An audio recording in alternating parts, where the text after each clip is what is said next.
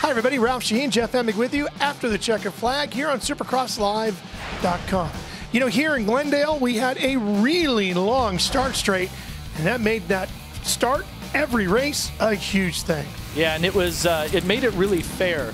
And but the point was after that long straight, all the speed to get around and actually grab the whole shot, not just get there first, but grab the whole shot. You had to ride that inside line, and a couple of riders made that work for them on the Monster Energy Kawasaki's here tonight in the main events. Yeah, that was certainly Eli Tomac. Jeff, coming into the race, you and I were talking. It just didn't look like Eli was at the top of his game.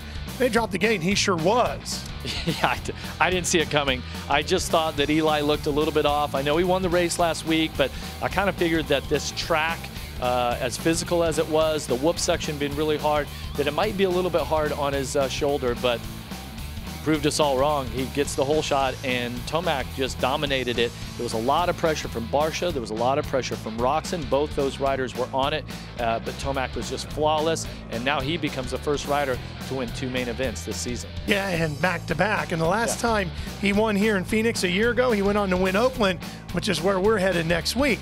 Now, the other thing that was interesting in the 450 race was Jason Anderson. Got not a great start, started following evenly farther back, but then he fought back towards the front. Didn't get to where he wanted, but he hung on to the points lead. Yeah, Anderson started 4th, and then just something was off. He made mistake after mistake. He was just getting gobbled up by a bunch of riders, almost went down. At one point, he got passed by 2 riders at once, Brayton and Grant, but he kept fighting, and riders don't normally have the ability to regroup halfway through the race. Usually once it comes unraveled, you're done. You got to think about it all week long.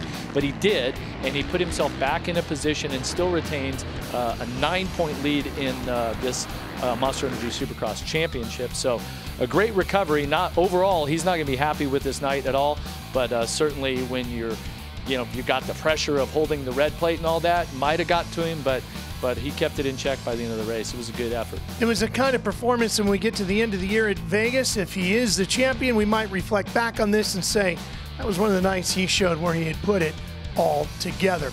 We move on to Oakland. We look forward to seeing you in Northern California next Saturday night when we go live on FS1.